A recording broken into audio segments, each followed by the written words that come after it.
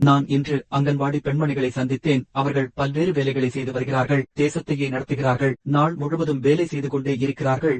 பல வேலைகளில் ஈடுபடுகிறார்கள். கௌரவம் கொடுக்க வேண்டும். இவர்கள் சொல்வதை காது கொடுத்து கேட்க வேண்டும். அரசு இவர்களை புறக்கணிக்க கூடாது. 2022 உச்ச நீதிமன்றம் அங்கன்வாடி ஊழியர்களை சட்டப்பூர்வமாக்கியது. அதன்படி இவர்களுக்கு கிராஜுவிட்டி கிடைக்க வேண்டும். ஆனால் 3 ஆண்டுகள் ஆகிவிட்டது. ஆனால் அரசு ஒன்றுமே செய்யவில்லை.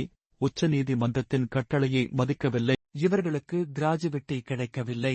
இன்னொரு விஷயம், குஜராத் உயர் நீதிமன்றம் அங்கன்வாடி ஊழியர்களை நிரந்தரமாக்க வேண்டும். அவ்வாறு நிரந்தரமாக்கும் வரை கிளாஸ் 3 ஊதியம் வழங்க வேண்டும் என்றது. ஆனால் அவ்வாறு நடக்கவில்லை.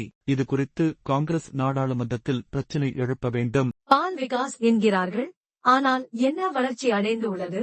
குழந்தைகளோ தாய்மார்களோ வளர்ச்சியடையவில்லை. இதை நாங்கள் காலஞ்சென்ற திருமதி இந்திரா காந்தியின் கட்டளைப்படி தொடங்கினோம். இங்க சமைப்பதற்கு தேவையான பொருள்கள் கிடைப்பதில்லை. இதுவரை கிடைத்து வந்த பொருள்களும் சரியாக கிடைக்கவில்லை. செலவுக்கு பணம் வருவதில்லை. நாங்களே எங்கள் கைக்காசை போட்டு செலவு செய்கிறோம். அங்கன்வாடி ஊழியர்களின் சூப்பர்வைசர் பதவி உயர்வு 2 ஆண்டுகளாக எதுவும் நடைபெறவில்லை.